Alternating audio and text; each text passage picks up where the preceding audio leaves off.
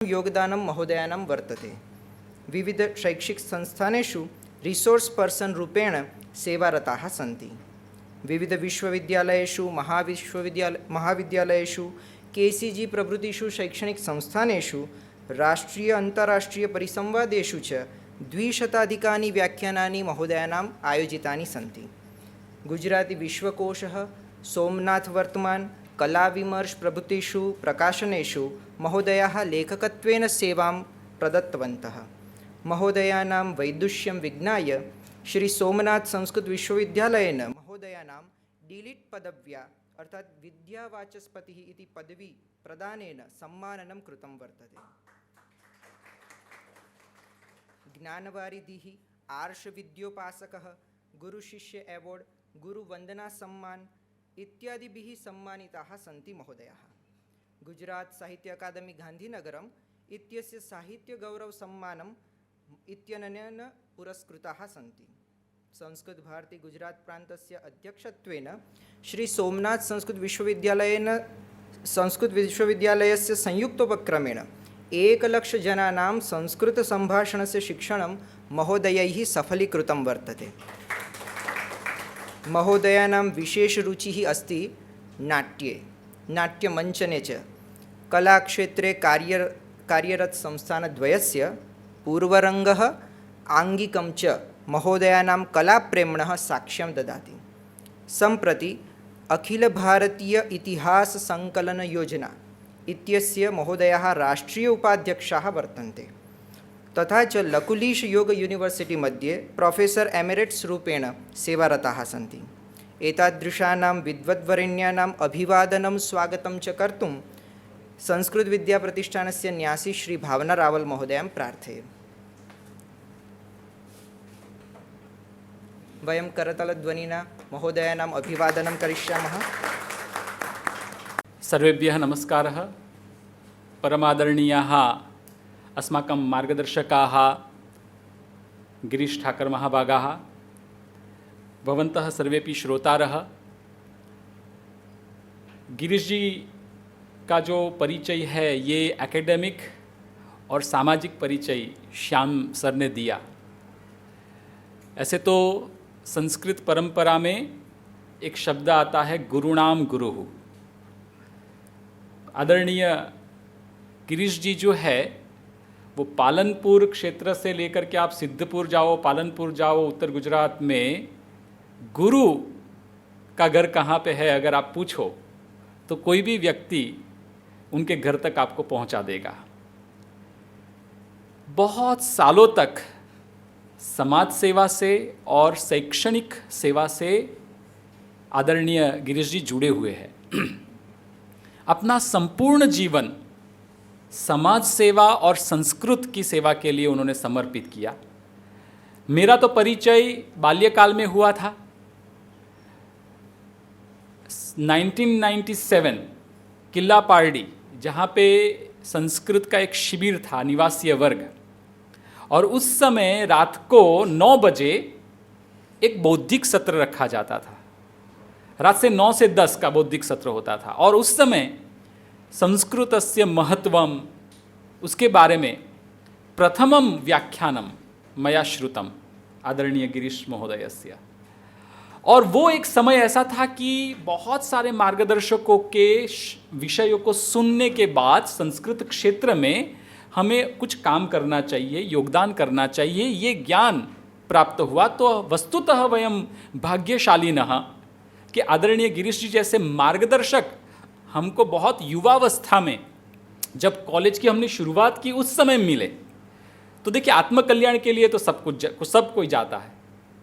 अच्छे परसेंटेज अच्छा है, अच्छी जॉब मिल जाए, अच्छा ज्ञान हो जाए, लेकिन शुरू में आत्मकल्याण के साथ साथ कुछ समाज सेवा भी हो, कुछ कंट्रीब्यूशन हमारा हो, ये जो विषय का ज्ञान करवाने वाले जो प्रमुख लोग थे उसमें से आदरणीय गिरीश जी एक है।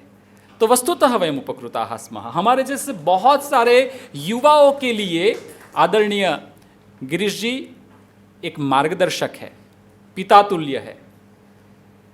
जैसे मैंने कहा गुरुणाम गुरुः, आपने लिटरेचर फेस्टिवल में शिवोहम अगर देखा है तो शिवोहम नाटक की स्क्रिप्ट जो है वो आदरणीय गिरीश जी की लेखनी से निकली हुई है, और संपूर्ण परिवार संस्कृत परंपरा से जुड़ा हुआ है। आशीष जी उन्होंने इस नाटक के निदेशक थे। अनिकेत जी जो आज अभी जो है संप्रत पालनपुर के एमएलए भी है, वो उस नाटक की व्यवस्था में थे। तो मतलब संस्कृत का अगर कोई कार्य है और पूरा परिवार अगर वहाँ पे उनकी अपेक्षा, हमारी अपेक्षा हो कि कुछ योगदान दे, तो पूरा परिवार हमारे साथ रहता है।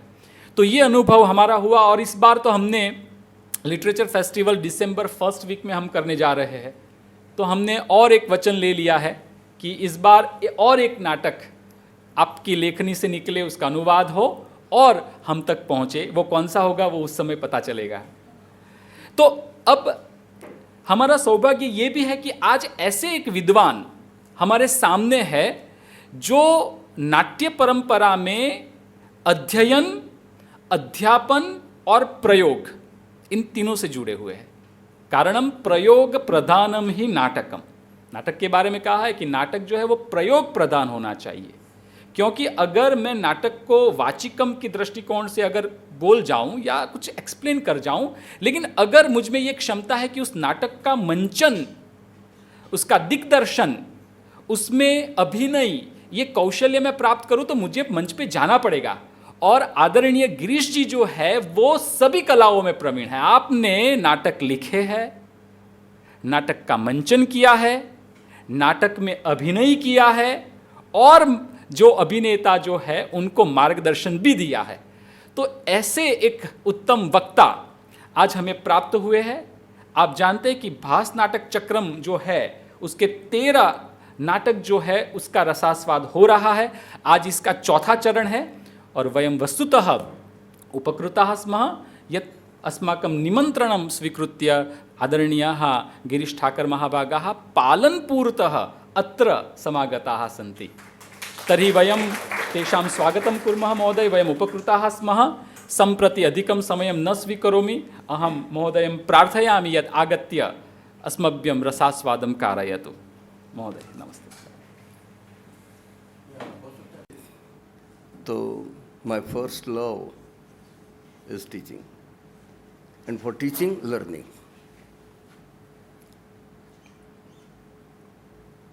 पूरा परिवार जो है वो शिक्षक है, इसलिए शिक्षक के नाते मेरा परिचय मुझे बहुत पसंद है और वो करवाया भी गया। ठीक है, मुझे बात करनी है भास नाटक चक्र में से एक नाटक को लेकर के आपके साथ बात करनी है। बहुत सालों पहले मुझे कहीं आमंत्रण मिला था भास के विषय में बोलने का, तब मैंने उस विषय का टाइटल बताया था, वही बहुत सूचक होगा। मैं इसके बाद कुछ भी ना बोलूँ तो चलेगा। मैंने कहा था कि इसका टाइटल रहेगा 2000 वर्ष पुराणो आधुनिक कवि भास। 2000 साल पुराना होते हुए भी आधुनिक नाट्यकार भास। संस्कृत में नाट्यकार को कवि ही कहते हैं। है कालिदास जैसा कवि कुल गुरु जिसके नाम से डरता था। 4 व्याख्यान हो गए, इसलिए आपको किसी ने बताया भी होगा कि सबसे पहले नाटक में सूत्रधार के द्वारा उसने बुलवाया है कि भास कविपुत्र सौमिल्लकादि नाम प्रसिद्ध यशसाम ग्रंथान अतिक्रम्य। अरे आप कहाँ ये नए नए कवि को, कालिदास को उठा के ले आए? भास जैसा महान कवि उपस्थित है, कविपुत्र है, सौमिल्ल है, ये 2 अभी तक नहीं मिले। भास भी 1915 में मिला। तो भास जैसे महान नाट्यकार को छोड़ करके आप ये नए नए कालिदास को कहां से उठा के ले आए? प्रेक्षक को उसमें कोई रस होगा न या नहीं होगा, तब उसको इसका जस्टिफिकेशन करना पड़ा है कि देखो पुराण मित्येव न साधु सर्वम न चापि काव्यम नवमित्यनवद्यम। संतः परीक्षांतर तद भजनते मूढ़ पर प्रत्ययने ये बुद्धि। ऐसा है ऐसा मान करके मत चलो, पहले देखो उसे। ऐसा किसको? कालिदास को ऐसा कहना पड़ा। तो कालिदास जिसके नाम से एक अर्थ में डर रहा था, ऐसा एक नाट्यकार भास। इसलिए, लेकिन उसकी विशेषता है कि वो संपूर्णतया नाट्यकार है। अगर कालिदास के बारे में मैं कहूं तो कालिदास जब काव्य रचता है तो उसमें नाटक होता है, जब नाटक रचता है तो उसमें काव्य होता है। ये कालिदास की अपनी विशेषता है। लेकिन उसको छोड़ते हम जब भास की बात करते हैं तो भास, उसके सभी नाटक प्योरली ड्रामेटिक, और प्योरली ड्रामेटिक जब कहते हैं तो ये साथ में कहना पड़ता है कि प्योरली स्टेजेबल।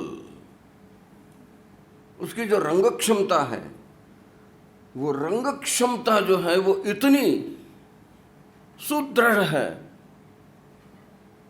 हर एक नाटक में आपको एक ना एक कोई नई ड्रामेटिक सिचुएशन देखने को मिलेगी। हर एक कृत्य में कालिदास रिपीट करता है और भास को रिपीट करता है। ये बात अभी सामयिक नहीं है इसलिए मैं आगे नहीं कहूंगा, लेकिन भास हर एक को छोड़ करके, एक मैं आज बताऊंगा क्योंकि पंचरात्र में है, जो ड्रामेटिक सिचुएशन होती है, नाट्य परिस्थिति, उसका निर्माण इस तरह से करता है कि नाटक पूर्णतया प्रेक्षणीय बन जाता है। वो काव्य न होते हुए सीधा प्रेक्षक को छूता है।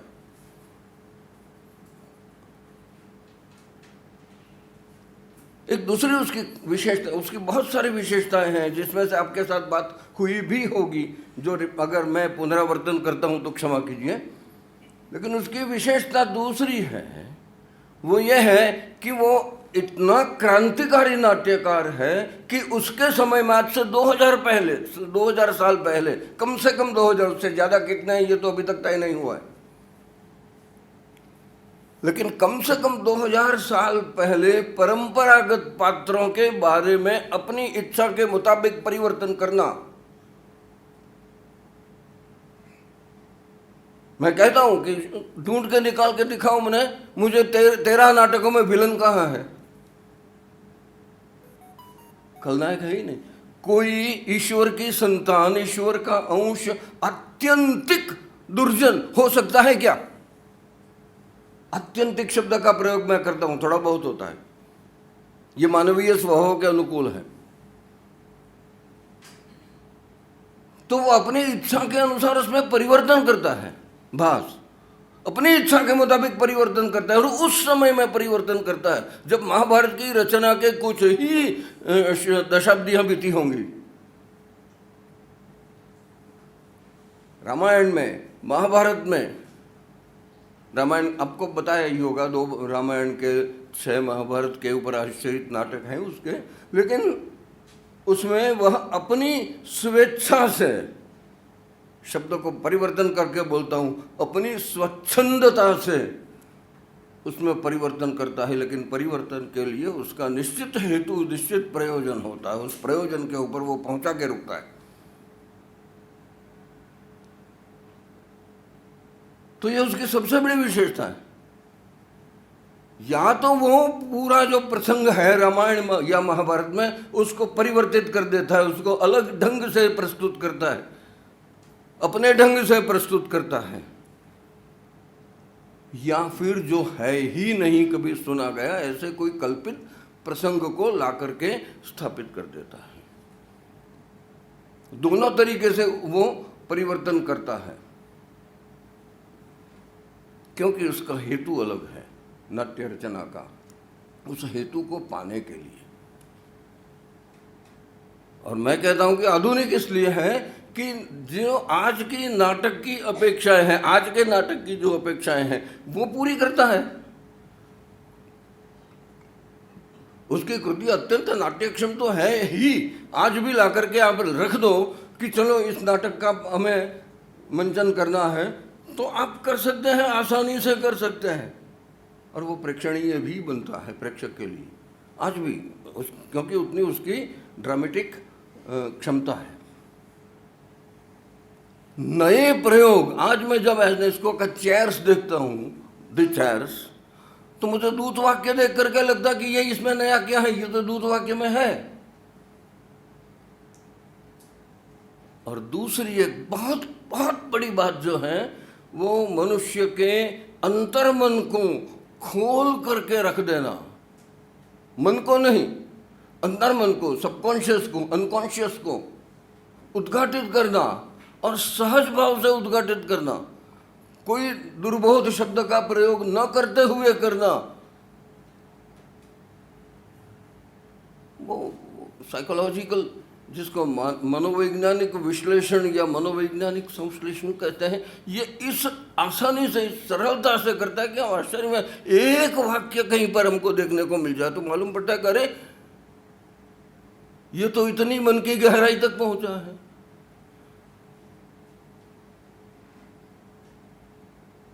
नए नए प्रयोग नाटक के उसके पास हमें मिलते हैं, बाइफोकल सीन जिसको बोलते हैं, बाइफोकल, एक ही मंच पर दो फोकस है, दो विभाग है, स्वप्नावसदत्तम का चतुर्थ अंक आपको में से किसी को मालूम हो तो, या इसका तो प्रयोग कालिदास ने किया, बाइफोकल भी किया, ट्राइफोकल भी किया कालिदास ने बास में देखते हुए, लेकिन आज तक प्रयोग नहीं हो सका। वो है एक व्यक्ति स्वप्न में है, एक जागृत है, और दो ही हैं, उनमें संवाद होता है और वो संवाद अस्वाभाविक नहीं है।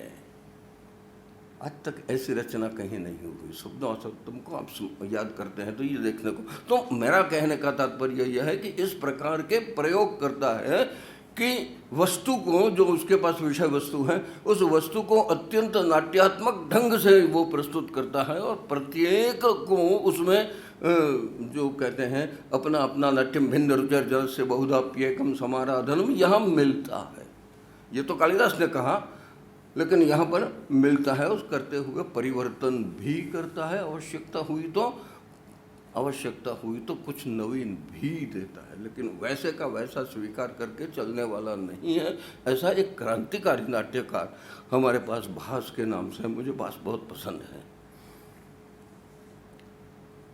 अब पंचरात्र को मैंने ये भूमिका इसलिए बनाई कि हमें पंचरात्र को इस भूमिका के आधार पर पूरे पंचरात्र नाटक को देखना है। किसी को पंचरात्र, कोई किसी के लिए अगर नई बात है तो उसको बता दूं मैं कि पंचरात्र यानी पांच रात्रि या पांच रात।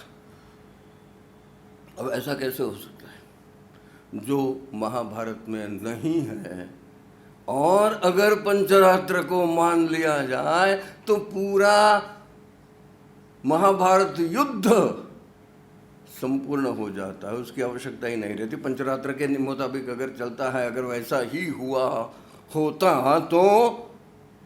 तो महाभारत का युद्ध नहीं होता। महाभारत का युद्ध पंचरात्र के अंत में समाप्त हो जाता है।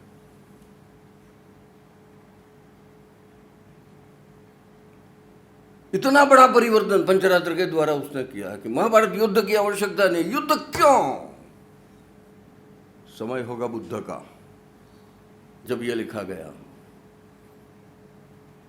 तो युद्ध बुद्ध दोनों का संबंध उसने इस तरह से किया है कि यज्ञीय परंपरा को चालू रखा और युद्ध परंपरा का नाश किया। कोई ही नाट्यकार या कवि जो क्रांतदर्शी है वही ये कह सकता है, क्योंकि आरंभ हुआ है यज्ञ से, आरंभ हुआ है, अंत हुआ है युद्ध नहीं। तो दोनों बातें कि यज्ञीय कर्म अनिवार्य है, यज्ञीय परंपरा, वैदिक परंपरा को स्थिर और कायम रखते हुए भी युद्ध से दूर रखने की बात जो है, मैं कहूं कि युद्ध से बुद्ध तक या बुद्ध से युद्ध तक,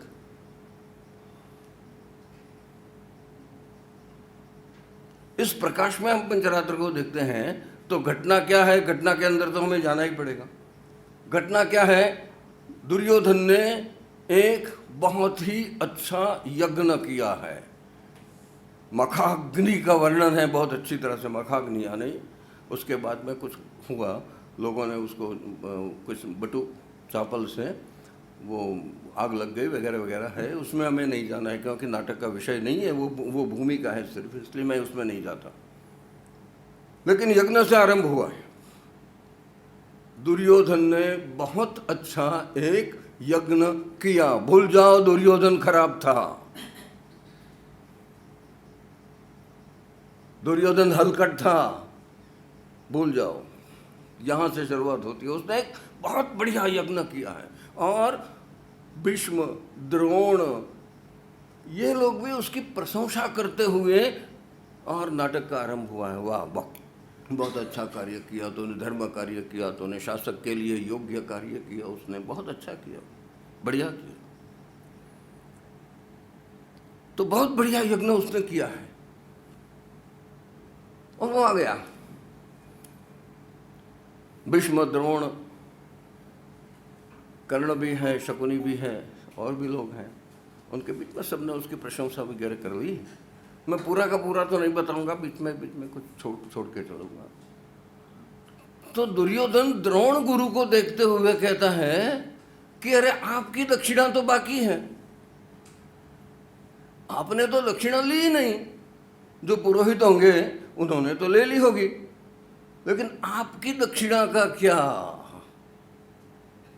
आप तो दक्षिणा मांग लीजिए। दक्षिणा मांगने की चीज नहीं है, देने की हो सकती है। तो उसने कहा बस तुमने ये यज्ञ किया, मेरी दक्षिणा होगी। इतना अच्छा कार्य करते हो, बढ़िया, मेरे आशीर्वाद है तुम्हारे साथ, मुझे दक्षिणा नहीं चाहिए। अब दुर्योधन अड़ जाता है।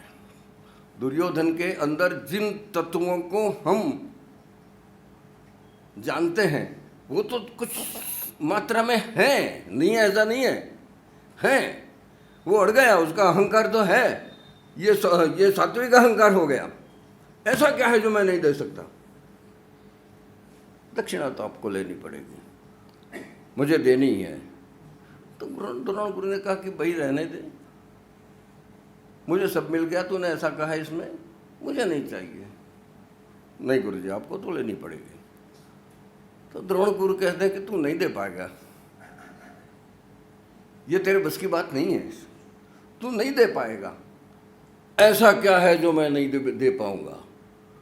विश्व में ऐसी कौन सी चीज है जो दुर्योधन नहीं दे पाएगा? ये सात्विक अहंकार है, देने के लिए है लेकिन अहंकार तो है। तो उसने कहा कि भाई मैं सच कहता हूं, तू नहीं दे पाएगा। तो कहता है कि बोलो क्या दूं मैं? फिर तो जो कर्णभर में होता है वैसा ही, यहाँ पर ये दूं वो दूं, ऐसा मेरे प्राण दे दूं। तो वो कहता है कि मैं क्या करूंगा इससे भाई, मुझे ये कुछ भी नहीं चाहिए। तो आप बोलिए, आप जो भी कहेंगे मैं दूंगा, जिस किसी भी हालत में दूंगा। तो कहता है कर, प्रतिज्ञा कर कि जो मैं मांगूंगा तू देगा।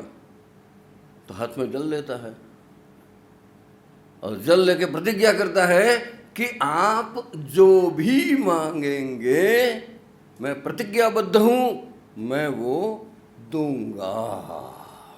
प्रतिज्ञा कर दी। अब बताओ,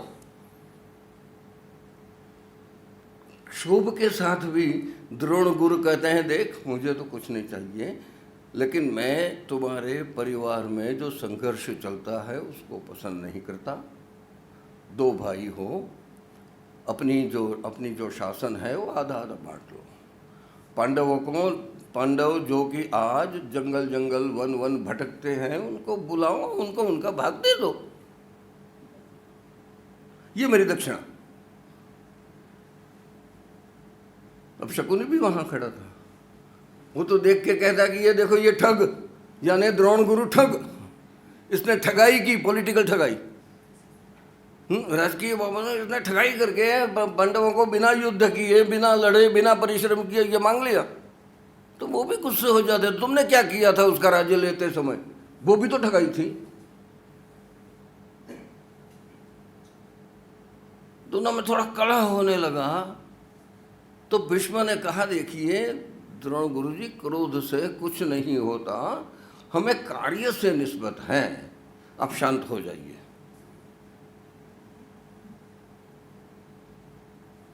द्रोण गुरु के ठीक है भाई, शांत हो गया मैं, लेकिन मेरी दक्षिणा ये है। अब ये तो दुर्योधन दे नहीं सकता और प्रतिज्ञा की है उसका भंग नहीं कर सकता, दोनों तरफ अहंकार है। अब ये जो मैंने कहा था मानसिक, उसकी मनोस्थिति देखिए, ये दो बातें हैं। उसका अंतर्कलह चालू हो गया, उसने कहा कि कुछ रास्ता निकालो, तो कहा उसने, शकुनी तो ऐसा ही है, भूल जाओ तुमने पानी छोड़ दिया था, हाथ धो दिए थे, इसमें क्या है, पानी छोड़ा यानी क्या, छोड़ दिया पानी, हर रोज नहाते हो, काफी पानी बिगड़ता है, ये भी हो गया, भूल जाओ। तो वे नहीं दुर्योधन, ये बहुत बढ़िया श्लोक हैं ये सारे, आपको मैं विनती करूंगा कि उसको पढ़िए, क्योंकि मैं हिंदी में बोल रहा हूँ और उस संस्कृत की जो मजा है उस तो उसमें ही है। तो उसने द्रोण गुरु से कहा कि गुरुदेव मुझे थोड़ा सोचने के लिए समय दीजिए, थोड़ा यानी वहीं पे मैं मित्रों के साथ कुछ। तो उसने शकुनी को बुलाया, कर्ण को बुलाया, दोनों को, भी क्या करना। तो शकुनी तो यही मत का है कि ऐसा क्या, ये द्रोण गुरु जो मांगेंगे देंगे क्या, ये तो शठता कर रहे हैं, पांडवों को चाहिए तो युद्ध करके ले ले। वो कहता कि नहीं, मैंने जो प्रतिज्ञा की है। उन्होंने कर्ण से पूछा कि कर्ण तेरा क्या कहना है। हाँ, बहुत बढ़िया जवाब है उसका। उसके जवाब का पिछला अर्धा भाग मैं बोलता हूं। उसने कहा कि देखो दुर्योधन, क्षमा क्षमत्वे तु भवान प्रमाणम संग्राम कालेषु वयम सहायः।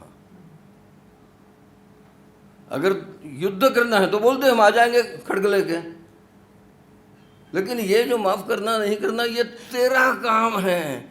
क्योंकि जो पहली पंक्ति में उसने कहा उसमें उसका सच्चा मत तो उसमें है कि कुल की एकता के बारे में मैं कुछ नहीं कहूंगा, एकता आवश्यक है।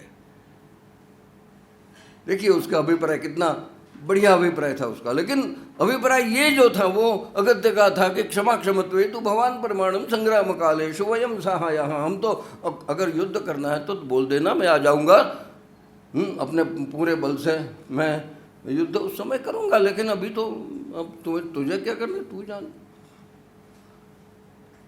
तो दुर्योधन सोच के शकुनी से कहता है कि ऐसा करें महाराज कि ऐसी भूमि उनको दे दें जहां बिल्कुल ही ऊषर भूमि हो, रण दे दें, कच्छ का भाग, जहां एक तिनका भी नहीं उगता,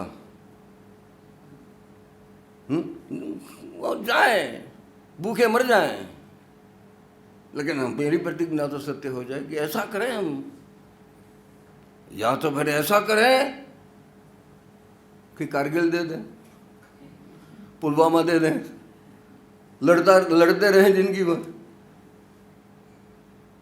लड़ते रहें जिंदगी भर, या बिना खाए पिए मर जाएं। ऐसी कोई भूमि हम उनको दे दें, मेरी तो प्रतिज्ञा पूरी हो जाएगी। ठीक है। शकुनी कहता है कि बेटे तू उसको जानता नहीं है, इनको देखो। अब ये देखो, शकुनी कहता है, जिसको हम दुष्ट कहते हैं, जिसकी दुष्टता का पूरा यहाँ पर उपयोग भी किया गया है इस नाटक में, लेकिन वो क्या कहता है कि अरे तू जानता नहीं इन पांडवों को, कब पार्थात् बलवत्तरः। तू कहता है कि दुश्मनों वाली जगह दे दूं, तो पार्थ से बढ़कर कौन है,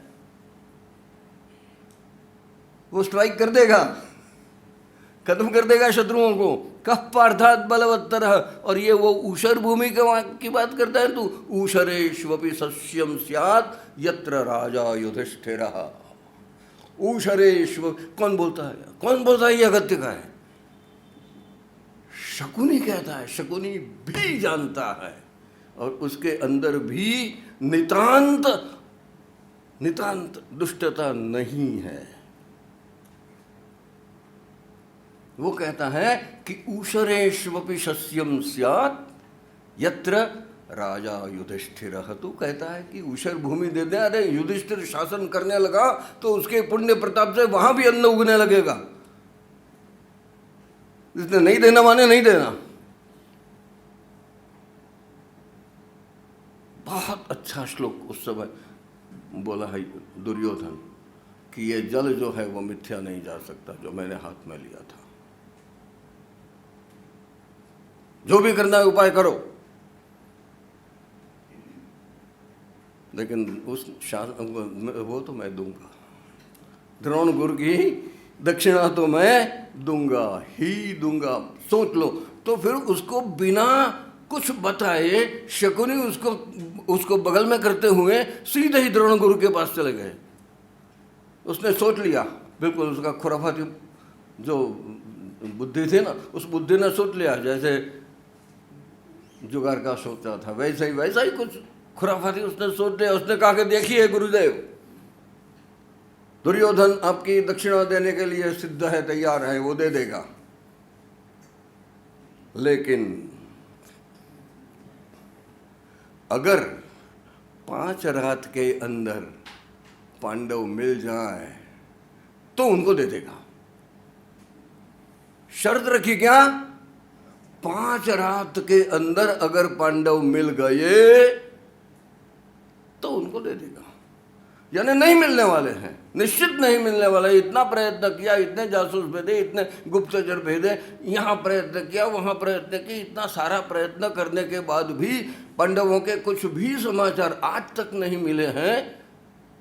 तो 5 रात में भीष्म द्रोण को कैसे मिल जाएंगे? नहीं मिलने वाले हैं, यानी नहीं देना है, सिंपल।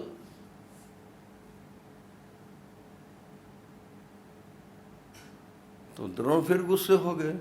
अरे ना बोल देना था, नहीं देना है बोल देना था, ये क्या घुमा फिरा के नहीं देना है ऐसा कहते हो? अब ये जो बात होती है उसके पहले थोड़ी ही देर पहले ये जो दक्षिणा की बात चली, उससे पहले एक विचार लोगों के मन में आ गया था। दुर्योधन ने ही बोला था कि अपना हमारे यज्ञ में सब लोग आए, एक विराट राजा नहीं आया। ऐसा क्यों? हमारे घर में शादी हो, हमारे घर में अच्छा प्रसंग हो तो सब सगे वालों को बुलाते हैं, सब आते हैं, कुछ भेंट दे के जाते हैं, कुछ लेके जाते हैं, लेकिन आना तो चाहिए, वो भी हमारे आत्मीयों में से है। लेकिन वो नहीं आए, क्यों? चक्रवर्ती है, उसके शासन के अंदर ये है, वो क्यों नहीं आया था? वो तो उस समय तो टाल दिया था भीष्म ने कि नहीं आया होगा, भाई कुछ काम पड़ गया होगा, कुछ उसके वो या बाद में आएगा, वो भी अभी आएगा, कुछ तो भी हो जाएगा, आएगा, कुछ प्रतीक्षा करो, कारण तो मिल जाएगा, वो कुछ तो किसी को तो भेजेगा। लेकिन जब ये कलह शुरू हो गया द्रोण का कि ये क्या तुम बात कर रहे हो कि 5 रात में मैं पांडवों को तुम्हारे सामने हाजिर कर दूं, ये कैसे हो सकता है? ये बन ही नहीं सकता। तुमने इतने सारे प्रयत्न किए हैं, तुम निष्फल रहे हो और मैं भीष्म सफल हो जाएंगे, ये कैसे हो सकता है? ना कह देना था।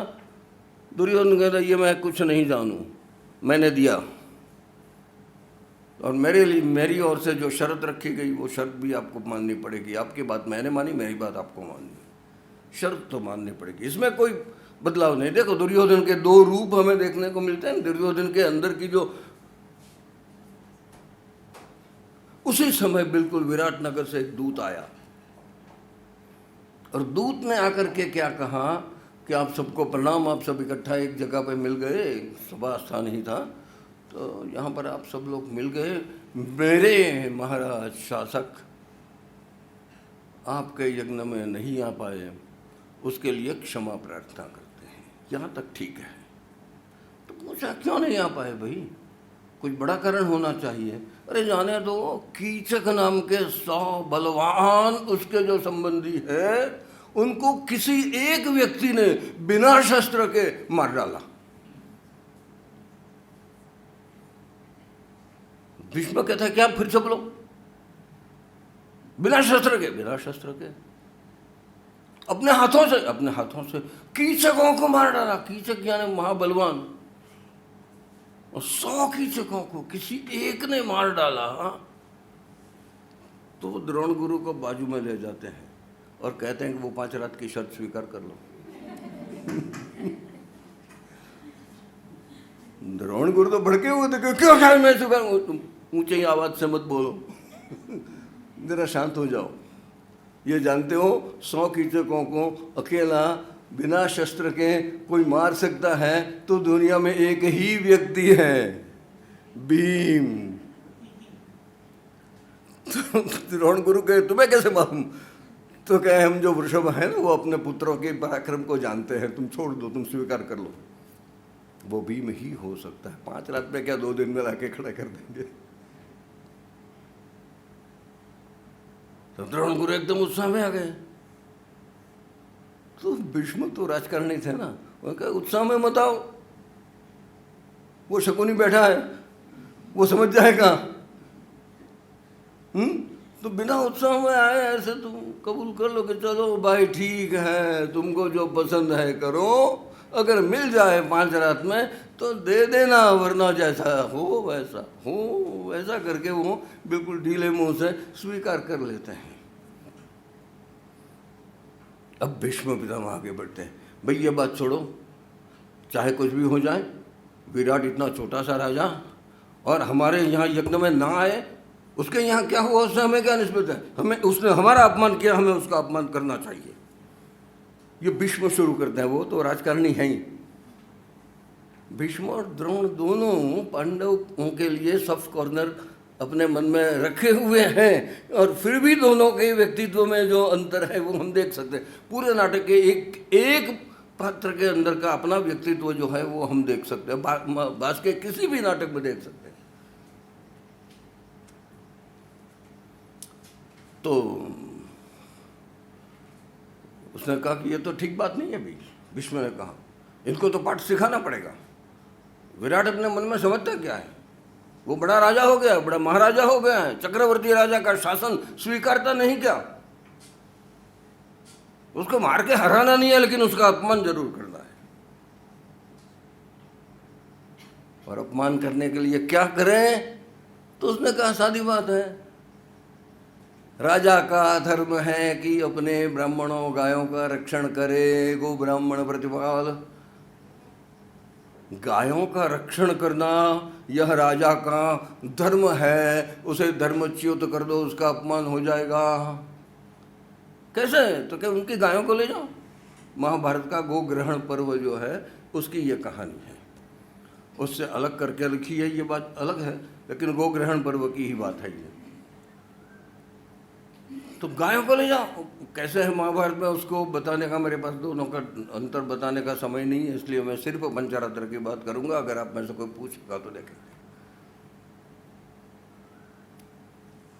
तो उसने कहा गायों को हरण करना है, क्या करेंगे? तो चलो चल उठ, शकुनी, द्रोण, कर्ण, दुर्योधन। वैसे तो विराट बलवान है, पराक्रमी है, वो भी युद्ध तो करेगा, वैसे नहीं जाने देगा। गायों को तुम लेके जाओ और दो चार तुम्हारे सैनिकों को भेज दो और गायों को लेके आए, ऐसा नहीं बनेगा। तुम वीर पराक्रमियों को जाना पड़ेगा वापस। तो ये तो शकुनी के उत्साह की बात थी। तो आगे हुआ शकुनी, उसके बाद हुआ कर्ण, क्योंकि युद्ध की क्षमत्व भगवान संग्राम काले शुभ सहाया, संग्राम का वक्त आया तो वो भी हो गया तैयार। सब चले, किस काम के लिए चले? विराट का गर्व खंडन करने के लिए, उसकी गायों का हरण करने के लिए। हरण शब्द भी महाभारत में नहीं है, यहां पर भी नहीं है, गो ग्रहण शब्द है। पहला अंक यहां पर पूरा होता है। पंचरात्र आप सबको मालूम होगा त्रिअंकी नाटक है, 3 अंकों का नाटक है। उसको किसी ने समवकार प्रकार का नाटक कहा है, डॉलर मार्केट ने उसको व्यायोग प्रकार का नाटक कहा है, लेकिन व्यायोग प्रकार का तो नहीं है, व्यायोग एकांकी होता है। वीर रस प्रधान का है मेरे हिसाब से। सबने कहा, जितना भी मैंने जब भी पढ़ा था, आजकल तो नहीं पढ़ पाया हूँ, लेकिन जितना भी पढ़ा था वीर रस का, उसको बाद समवकार का विषय भी वीर रस का होना, मुझे इसमें वीर रस नहीं दिखाई देता। बातें तो कुछ होती हैं, लेकिन मैंने कहा था भरत के नाट्यशास्त्र के नियमों का गुजराती में शब्द बोल रहे हैं, छड़े चौक उल्लंघन करता है भास। हो सकता है कि वो भरत का अति समकालीन हो या भरत का पूर्ववर्ती भी हो, लेकिन भरत के नाट्यशास्त्र का नियमों को वो अवमानन करता है। इसमें से एक ये भी है कि किसी एक रस के लिए वो चलता नहीं, और अपाणनीय प्रयोग भी भाष में देखने को मिलते हैं, लेकिन ये अलग सी बातें हैं। पहला अंक यहाँ पर पूरा हो गया। दूसरा अंक जो है वो शुरू होने वाला है विराटनगर के राजमहल में। उसके पहले राजमहल का दृश्य आरंभ हो, उसके पहले गोग्रहण की बात किस प्रवेशक के माध्यम से गोपाल जो है वृद्ध, एक वृद्ध गोपाल है। विराट राजा का उस दिन जन्म दिवस है, तो गायों का दान करने के लिए सारी गायें चौक में इकट्ठा की हुई हैं, और वहाँ सब बहुत मजा किया है। वो सीन पूरा बिल्कुल आनंद देने वाला है। पूरा दृश्य थोड़ा छोटा सा है, लेकिन बहस के अंदर से कुछ भी आप निकाल नहीं पाएंगे। इसमें छोटा सा लेकिन मनोरंजक है वैसे। लेकिन दूर से धूल उड़ती देखी और लोग आए और गाय को वो गोधन को लेकर के चले गए, और इनको तो देना था, विराट राजा आएंगे, गायों का दान करेंगे। गोपाल दौड़े, उनसे जाकर के कहा कि विराट राजा ये क्या हो गया, हमारे यहाँ तो हमारी गायों का तो किसी ने ग्रहण कर लिया, हरण कर लिया, वो ले गए हमारी गायों को। ऐसा कैसे हो सकता है? कौन थे वो? हमारी आज की भाषा में कहेंगे तो कौन है वो दो बाप का? ऐसी भाषा उसकी नहीं है लेकिन गुस्सा ऐसा है। कौन है? बगल में ही बैठे हैं युधिष्ठिर, ब्राह्मण के वेश में। और ब्राह्मण के वेश में बैठे हुए, क्योंकि वो भीष्म ने द्रोण से कहा था कि ये यहाँ पर भीम है निश्चित, लेकिन गोग्रहण किया गया तो किसी बात की परवाह किए बिना पांडव प्रकट हो जाएंगे। वो नहीं परवाह करेंगे। अपना अज्ञातवास टूटता है, टूटने दो, ऐसा करके वो गायों का ग्रहण तो नहीं स्वीकार करेंगे। वो तो उनके अंदर जो क्षात्रत्व है उसको मैं जानता हूं। ऐसा उसने कहा था। यहां यही हुआ। युधिष्ठिर गुस्सा हो गए, ये क्या बात है? कुछ मैं टूंका कर देता हूं। तो विराट के कौन था वो? तो कह रहे दुर्योधन था। दुर्योधन था तो कर्ण भी होगा। हाँ, द्रोण, हाँ, भीष्म थे। अरे इनके साथ तो क्या करें? विराट जानता है उनको। तो युधिष्ठिर कहते तो क्या हुआ? उठो, क्षत्रिय का धर्म है, बुलाओ रथ, सैन्य को आगे करो, या तो गायों को ले आओ या मर जाओ। क्षात्रत्व है हमारे अंदर, तो फिर उसमें क्षात्रत्व जागृत होता है। यस, मैं जाऊंगा। दुर्योधन कर्ण दुशासन से लड़ूंगा। मेरा रथ लेके आओ। दौड़ता हुआ रथ का सारथी आता है कि महाराज रथ तो नहीं है। रथ नहीं है? कहाँ गया रथ? मेरा रथ कौन लेके गया? तो कह रहे महाराज वो तो उत्तर कुमार लेके चले गए युद्ध करने के लिए। उत्तर कुमार छोटा सा किशोर है, किशोर वय का राजकुमार, वो जाकर के और ये धृतराष्ट्रों से युद्ध करेगा। अब जो युधिष्ठिर अभी कहते थे कि क्षात्रत्व, वो युधिष्ठिर ढीले बन के कहते अरे भाई उसको वापस लाओ,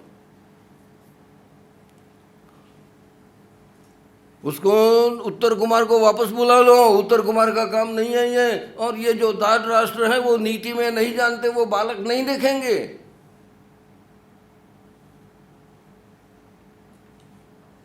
वो तो हो सकता है कि उसके साथ भी घात कर ले। उत्तर कुमार को वापस बुला लो। देखो युधिष्ठिर के अंदर जो परिवर्तन है आप देखना जा धीरे धीरे युधिष्ठिर में। तो वो उसको विराट को एकदम प्रश्न हुआ। अरे सूत को, वो सारथी था, उसको बोलता है कि अरे तू यहाँ पर है, उत्तर रथ में गया तो उसको चलाता कौन है, सारथी कौन है? बिना ड्राइवर का चल दिया। तो क्या नहीं भाई, मैं तो तैयार खड़ा था कि कब जाके रथ पर बैठूं। वो कहाँ से बृहन्नला को बुला के ले आया। बृहन्नला रथ को लेके चली। युधिष्ठिर ने सोच लिया कि हाँ अर्जुन पहुंच गया, क्योंकि उसको तो मालूम था। एकदम से कह अरे हाँ हाँ उत्तर कुमार तो बहुत वीर पराक्रमी है।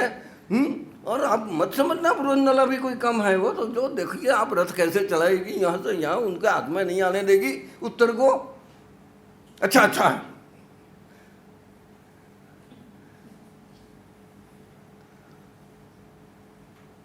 जाओ युद्ध के समाचार। अब विराट राजा फिट हो गए। ये उसकी संकलन की क्षमता है कि उसको इस दृश्य को वहीं पर हमारे समक्ष प्रस्तुत करना है। युद्ध के दृश्य को विराट को वहां से नहीं जाने दिया, युधिष्ठिर को वहां से नहीं जाने दिया। सारी की सारी बातें आप विराट राजा के दरबार में बैठे बैठे देख सकते हैं। ऐसी व्यवस्था उसने कभी भास नहीं। ये भास की विशेषता संकलन की, जो उसकी कथा वस्तु का संकलन करता है ना, वस्तु संकलन की उसकी जो क्षमता है। तो ये देखने को यहाँ अब विराट कैसे जाएगा। अरे भाई उत्तर चला गया, बृहन्नला आ गई है साथ में। देखो दूतों को अब जरा उसको हम अपने आंखों के सामने ला करके देखो क्या हुआ होगा उधर दोनों के अभिनय का। बृहन्नला गई है ना, बृहन्नला तो ऐसे रथ चलाएगी कि वो गलियों में जैसे चला थी, उसके एक बाण को उसकी तरफ नहीं आने देगी वगैरह वगैरह। तो वो विराट कह रहे जाओ भाई युद्ध के समाचार लाओ, क्या हुआ। तो एक दौड़ता हुआ है, अरे बृहन्नला क्या रथ को ले जाएगी, वो तो स्मशान की ओर लेके चली है।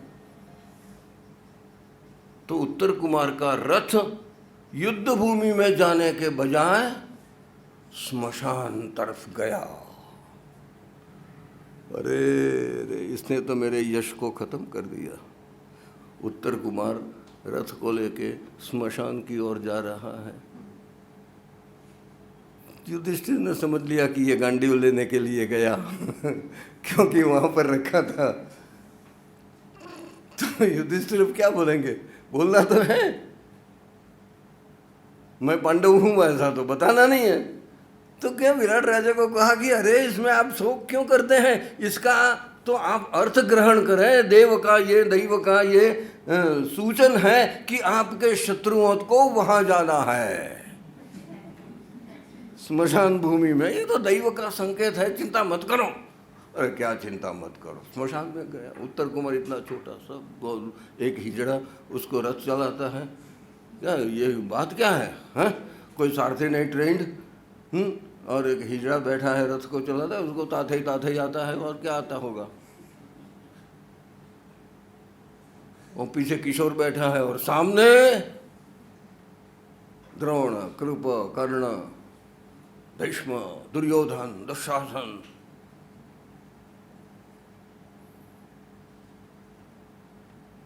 ये कहता है कि ठीक है, ये भी अच्छा हुआ है। अब एक अकेला अर्जुन इनके लिए पुरदा, वैसे युद्ध तो था नहीं, गोग्रहण था, उसमें से बचाना है, बस भगाना है उनको। तो उसने कहा कि ठीक है ये तो गए। अरे तो एकदम दौड़ता हुआ कोई आया, अरे वो रथ तो वापस आ गया। और वहां से उत्तर कुमार के बाणों की जो वर्षा हो रही है, कोई बाण को कोई धरती को देख नहीं पाता, ऐसी बाणों की वर्षा हो रही है। आकाश में से जो प्रकाश आता है वो प्रकाश कम हो गया है, ऐसे भयानक बाणों की वर्षा हो रही है। और भागने लगे हैं सारे के सारे सैनिक। किसका बेटा है उत्तर किसका बेटा है। होना ही चाहिए, मैंने उसको तालीम दिलवाई है। 1 मिनट पहले जो रोता था, ये जो रस परिवर्तन है ना, आपको मैं बताऊं, बढ़िया है। और फिर थोड़ी देर में समाचार आते हैं, मैं बहुत कम करके कट करके बोलता हूँ कि भाई लो, युद्ध में से तो भीष्म निकल गए, द्रोण निकल गए, अब जो लोग हैं उनको तो ये उत्तर कुमार के बाणों की वर्षा के कारण और गायों को अलग कर दिया और सब बैठ गए हार के। धीमे धीमे वो हार गई सेना और अकेला उत्तर कुमार अपने छोटी सी सेना को लेकर के जीत के वापस आ रहा है। वाह, क्या हो गया? पूरा दृश्य परिवर्तन हो गया। अब विराट राजा का ये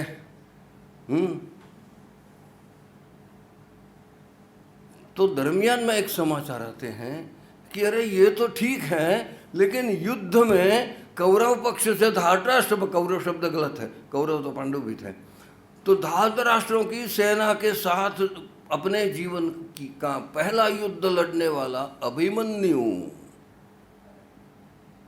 वो कैद हो गया है।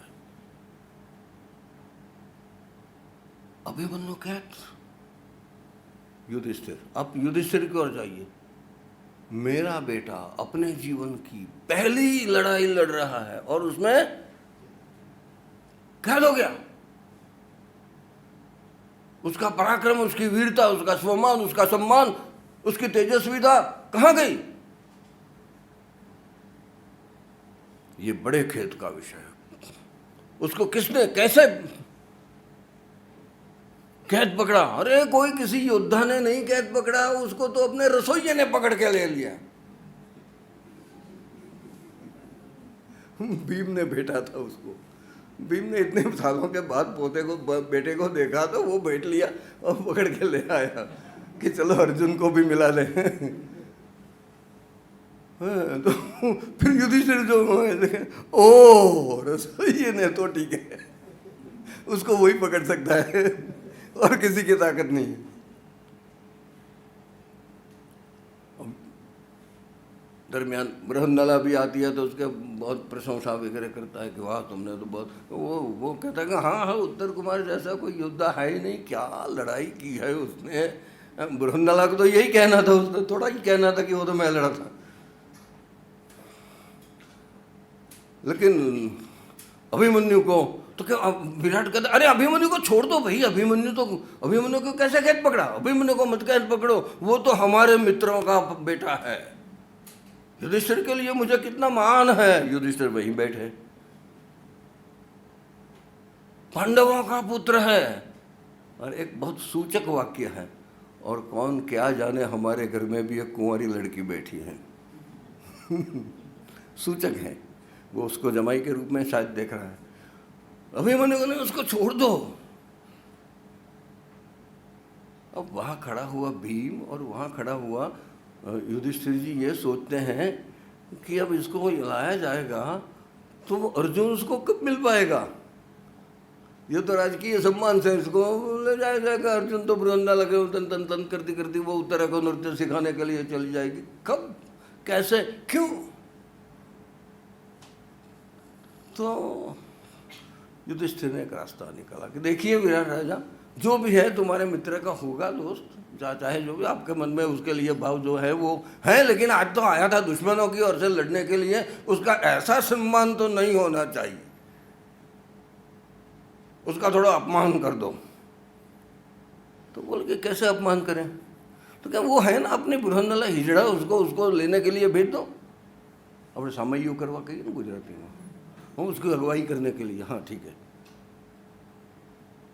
उसकी अगुवाई करने के लिए वो बृहन्नला को भेज दो, है तो हिजड़ा, तो उसका सम्मान भी हो जाएगा और हमने उसका सम्मान नहीं किया ये भी हो जाएगा।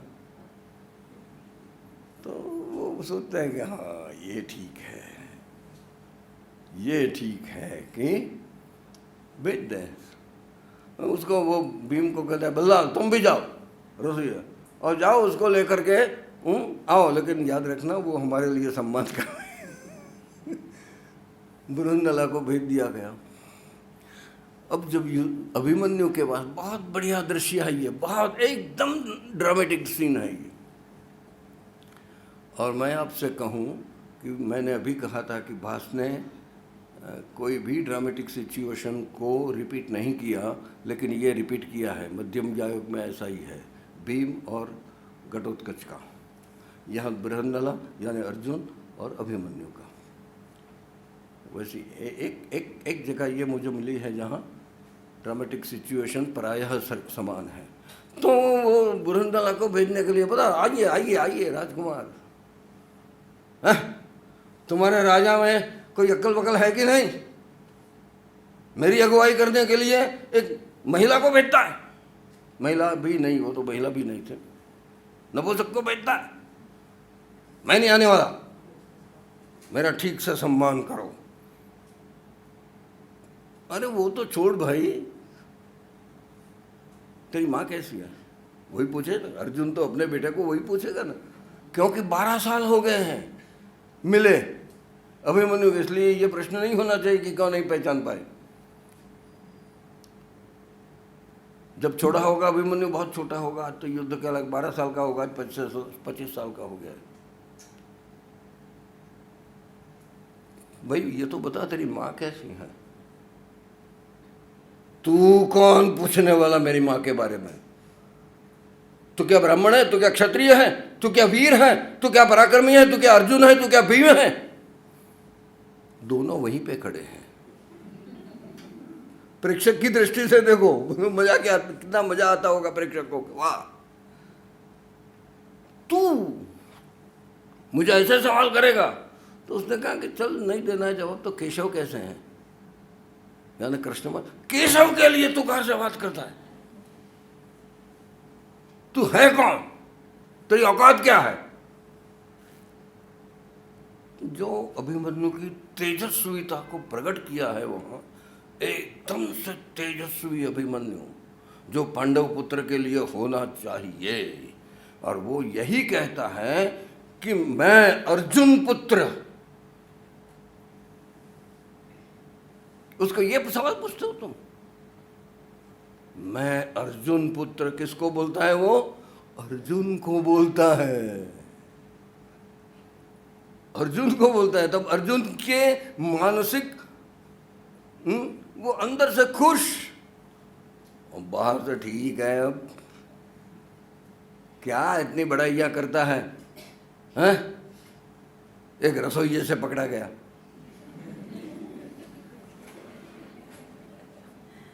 ये बड़ाई क्या करता है? तू बड़ी बड़ी बातें करता है। एक निहत्था आदमी तुझे पकड़ करके ले आया, तो तू यहाँ राज कह दी है। तो वो कहता है कि अरे क्या करूं, वो निहत्था था, उसके हाथ में शस्त्र नहीं था, और मैं अर्जुन पुत्र निशस्त्र को मारूं? अगर उसके हाथ में छोटा सा भी शस्त्र होता तो मैं देखता कि वो कैसे मुझे पकड़ पाता है, उसको खत्म कर देता। किसको? भीम को। भीम वहीं पे खड़ा है। क्या करूं मैं, वो निहत्था था, उसके हाथ में शस्त्र नहीं था। तो ये तेजस्विता जो भीम और अर्जुन और अभिमन्यु, इनके बीच में बातचीत इस प्रकार से होती है कि प्रेक्षक जो है, भावक जो है, वो तो सब जानता है, वो देख रहा है कि यही अर्जुन है, यही भीम है और यही अभिमन्यु उसका पुत्र है। और ये देखो क्या तेजस्विता प्रकट होती है। करके ले आया, चलो चलो करके। उत्तर दौड़ता हुआ आया, उत्तर का सब सम्मान कर रहे हैं, वाह वाह, विजयी, किशोर, वीर, पराक्रमी। तो वो धसमसता दौड़ता आता है कि ये देखिए भाई, समय मेरे पास, मुझे जरा समय का ध्यान देना, मुझे पूरा करना है, ऐसा बता। कति निमेषा पर्याप्तमस्ति।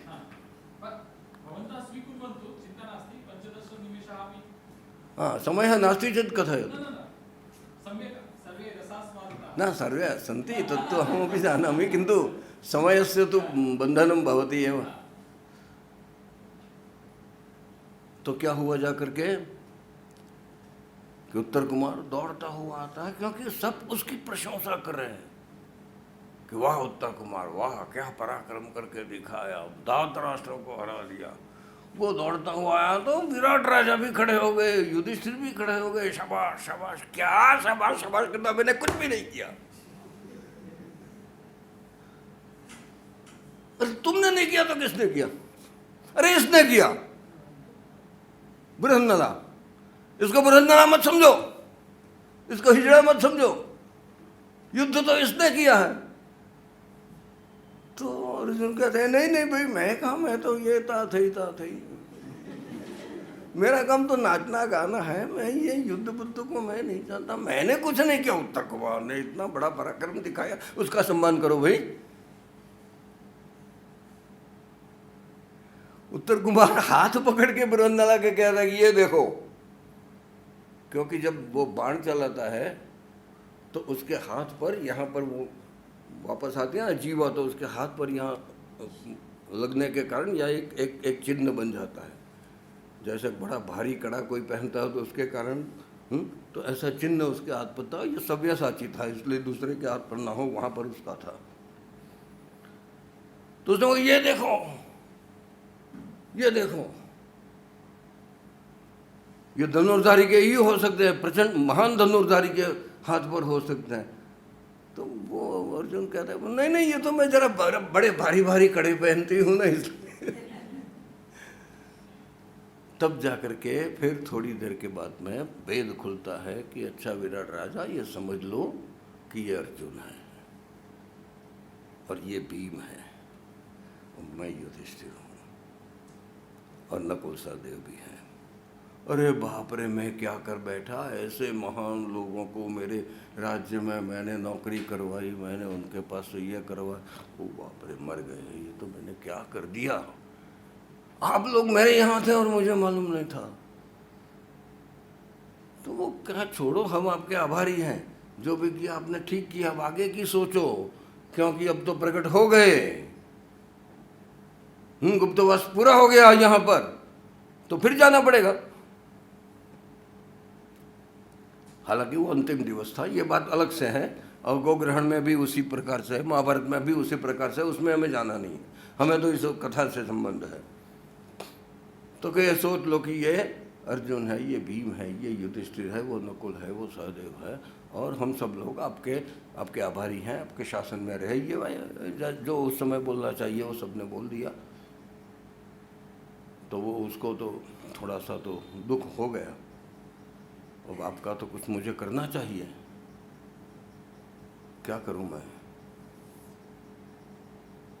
ऐसा कीजिए, मेरी बेटी उत्तरा मैं अर्जुन को देता हूं, अर्जुन को। अब अर्जुन सोचता है कि इसके पीछे तो कितनी बड़ी बात है कि अर्जुन मेरी बेटी के साथ एक वर्ष पर्यंत साथ में रहा, साथ में खेले, साथ में नृत्य सीखा। तो अर्जुन और मेरी बेटी तो साथ में रहे हैं, तो अब उसको बेटी को क्या करना? ये देखिए, ये भाव कहीं पर नहीं लिखा, लेकिन है। मानसिक विश्लेषण जो मैं कहता हूं कि मन के अंदर में घुस जाता है बस। और अर्जुन के मन में क्या होगा कि इससे बड़ी गाली क्या हो सकती है कि जिसको मैंने बेटी के रूप में लिया, बेटी के रूप में सिखाया, बेटी के रूप में साथ में रहा, उसके मैं शादी करूंगा, और उसके पीछे की भावना यह है कि हो सकता है कि ... ना भी कैसे कहें, हाँ भी कैसे कहें।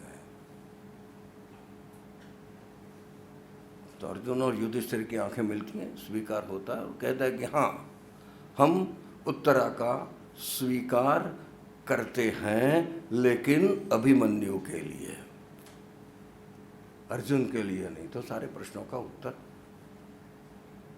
अब उधर क्या हुआ, हम दो अंक पूरे हो गए, तीसरे अंक में जाते हैं। उधर क्या हुआ उस टोली में? अब भीष्म द्रोण का काम है पांडवों को गुप्तवास में से बाहर निकालना और दुर्योधन को विश्वास दिलाना कि ये 5 रात में मिल गए, अब कर जो करना है। ये करना है तो धीरे धीरे करना पड़ेगा। कैसे करेंगे? तो शनै शनै ही होता है कि हाँ भाई युद्ध तो हो गया, क्या युद्ध के बारे में आपका क्या बात है? गोग्रहण हमने कर लिया और वो युद्ध में उत्तर आया और उसने ये किया वो किया और सब कुछ, लेकिन एक खराब बात हो गई। क्या खराब बात हो गई? तो कि हमारा अभिमन्यु जो है वो युद्ध कैदी है, उसको पकड़ करके ले गया। एकदम से भीष्म खड़े हो गए, अभिमन्यु को ले गया। कौन है? 2 माथे वाला। दुर्योधन ने कहा कि अरे हाँ, वो पांडवों का बेटा होगा, मेरा ज्यादा है। ये देखिए, ये दुर्योधन है, ये दुर्योधन है जो कहता है कि नहीं, अभिमन्यु हमारी अवसर मेरे साथ में था, मेरे रक्षण में था। वो पांडवों का, अर्जुन का बेटा होगा, लेकिन मेरा पहले है, बाद में उसका। जाओ दौड़ो सैनिकों, ढूंढ के लाओ, अभिमन्यु को छुड़ा के लाओ, फिर से युद्ध करना पड़े चाहे। भीष्म ने पूछा, भाई कैसे पकड़ा गया? तो सुभट ने कहा कि अरे कोई एक आया दौड़ता हुआ, उसने एक हाथ से तो रथ को पकड़ लिया, घोड़ों की गति को बंद कर दिया, दूसरे हाथ से उसको पकड़ के खींच लिया।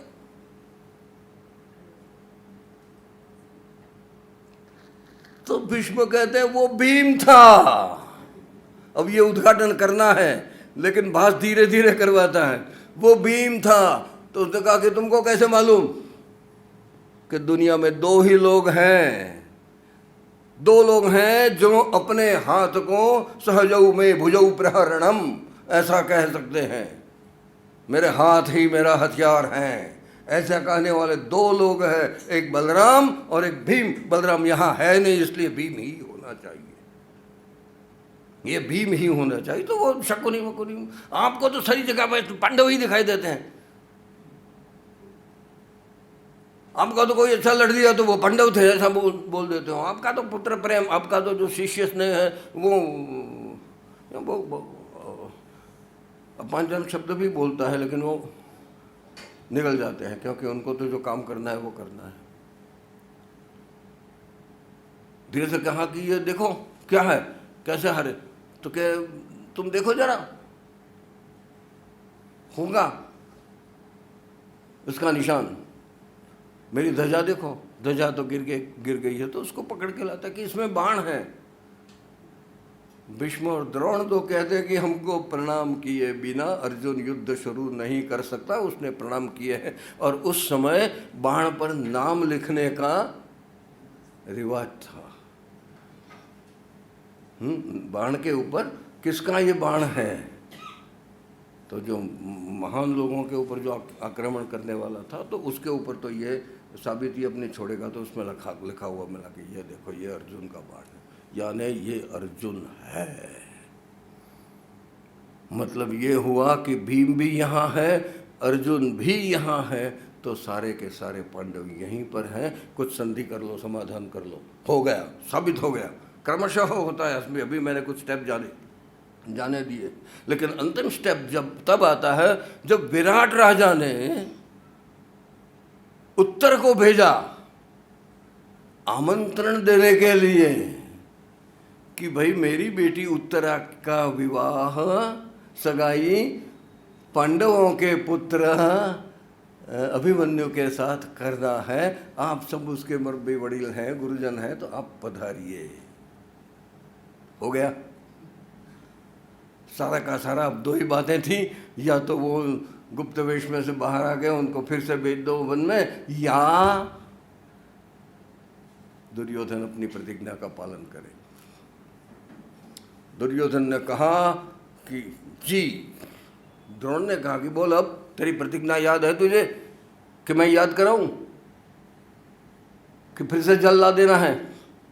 तो उसने कहा नहीं, मैंने अपना जल रखा है। आज से मेरे शासन का आधा भाग पांडवों का मैं उन्हें प्रदान करता हूँ। गया महाभारत युद्ध, गया महाभारत युद्ध। एक सुई की नोक जितनी जमीन कृष्ण को दुर्योधन कहता है महाभारत में कि मैं नहीं देने वाला, ये दुर्योधन यहाँ कहता है कि आधा भाग मैंने दे दिया, महाभारत युद्ध इज नॉट नीडेड।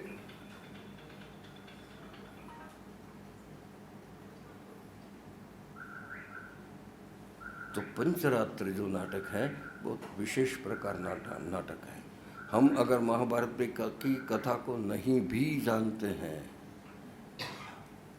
तो इन पात्रों के माध्यम से भूल जाओ कि यह महाभारत की कथा है, किसी भी दो सैन्य की, किसी भी दो कुटुंबों की कथा है। उसको उजागर करने की भास की जो शक्ति है वो शक्ति हमें पंचरात्र में पूरी तरह से दिखाई देती है और फुल लेंथ नाटक है। हाँ, इसमें एक जो मैं अभिनय कराता हूँ, इसलिए एक दोष जो मुझे दिखाई दिया है जो भास के अन्य नाटकों में नहीं है, वो मैं सोचता हूँ कि इसमें पद्य बहुत है और कहीं कहीं पर तो कठिन भी हैं, जाने दें। लेकिन उन्हीं पद्यों के माध्यम से संवेदनाओं को इतनी बढ़िया तरीके से प्रकट किया है। तो संवेदनाएं और रस का उतार चढ़ाव, जब ड्रामा के नाटक की बात होती है तो मैं कहता हूँ कि रस का निरूपण किसी भी दिग्दर्शक ने ऐसे करना चाहिए कि वो ग्राफिकली चले, यानी थोड़ा गया फिर नीचे आया फिर चला फिर नीचे आया फिर, एक सीधा अंतिम तक नहीं ले जाना। इसलिए बहुभूति का इतना उत्तम नाटक होते हुए भी मेलोड्रामेटिक और मोनोटोनस हो गया है। उत्तरामचरित का तीसरे अंक का बात मैं करता हूँ। उत्तरम का तीसरा अंक है अत्यंत सुंदर होते हुए भी अत्यंत अद्भुत नाट्य परिस्थिति का निर्माण उसने किया है, फिर भी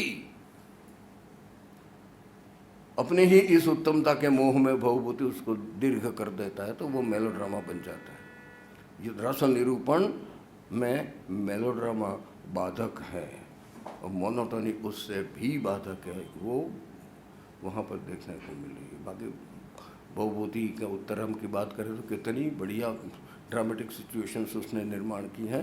कभी अवसर मिला तो हम बात करेंगे। सवाल यही है कि भास महाभारत की रचना तो तबक्कों में हुई है। जय था, फिर भारत था, फिर महाभारत था। उसमें से कथा वस्तु के एक भाग को स्वीकार करके उसमें अपनी स्वेच्छा से परिवर्तन करते हुए उसमें जो सिद्ध करना है वो करते हुए एक उत्तम नाटक हमें देता है, जिसमें नाटक के सभी गुण होते हुए भी कभी भी वो बोरिंग, कभी भी वो मोनोटोनस, कभी भी मेलोड्रामेटिक, कभी भी रसातिरेक से मुक्त ऐसा एक अद्भुत नाटक पंचरात्र हमें भास के पास से मिला है। पंचरात्र के बारे में मुझे आपसे बात करने का जो अवसर मिला उसके लिए मैं अपने आप को धन्य समझता हूँ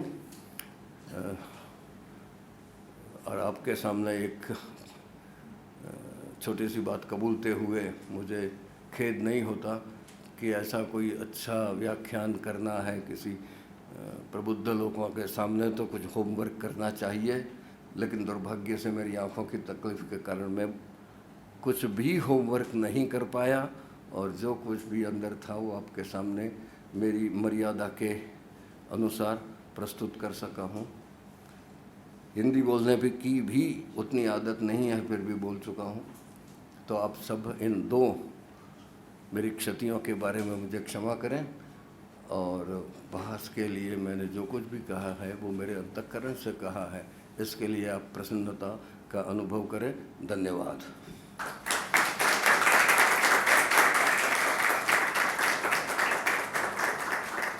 इस विषय को लेकर के या संस्कृत नाटक के या संस्कृत साहित्य के और किसी भी विषय को लेकर के आप कुछ पूछना चाहेंगे तो मैं अपनी मर्यादा के अनुसार आपको बताने का प्रयत्न करूंगा।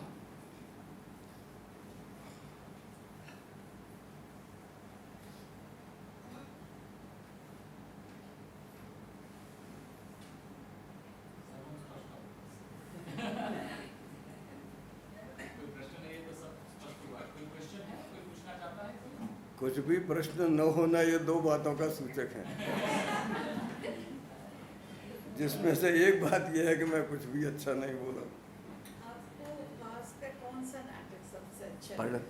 आपको भास का कौन सा नाटक सबसे अच्छा लगा आपकी दृष्टि से, क्योंकि आप एक नाट्यकर्मी हैं। भास का कौन सा नाटक मुझे सबसे अच्छा लगा, ये इस प्रश्न का उत्तर देने का सामर्थ्य तो मेरे में नहीं है, लेकिन स्वप्न वासवदत्तम जैसा नाटक दुनिया के नाट्य साहित्य में दूसरा नहीं लिखा गया। स्वप्न वासवदत्तम, लेकिन उसको छोड़ करके एकांकी संस्कृत में बहुत नहीं है, लेकिन दूतवाक्य, उरुभंग, कर्णभार, ये ऐसे नाटक हैं कि जो अपने आप में अद्वितीय हैं। ठीक है, स्वप्न वासवदत्तम की बात करनी है तो और ढंग से करनी पड़ेगी, लेकिन अद्भुत नाटक है। ऐसा और नाटक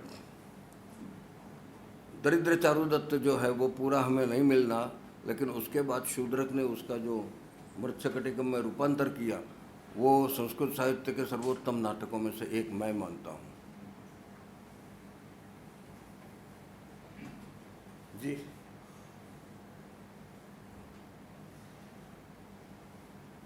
प्रश्नोपनिषद पूर्ण होता है। किसी के मन में कोई प्रश्न नहीं है, क्योंकि मैं कुछ ऐसा बोला ही नहीं हूँ कि जिसमें से प्रश्न खड़े। ऐसा नहीं है, सब मंत्रमुग्ध हो गए अभिवाणी में। नहीं, अभी हम उस नाटक को पढ़ने के लिए प्रेरित हुए, पहली बार पंचरात्र के बारे में जाना आज। नहीं, मैं अवश्य कहूँगा कि उस नाटक को मूल रूप में पढ़िए, क्योंकि ये जो मैं कहता हूँ वो तो भाषांतर है, भाषांतर भी है और कभी कभी भावांतर भी है, लेकिन बिना मूल को पढ़े उसकी उत्तमता को हम नहीं जान पाएंगे। हाँ, उसमें कठिनाई ये होती है कि ये संस्कृत में है, इसलिए हमें भाषांतर करना पड़ता है, लेकिन मूल संस्कृत में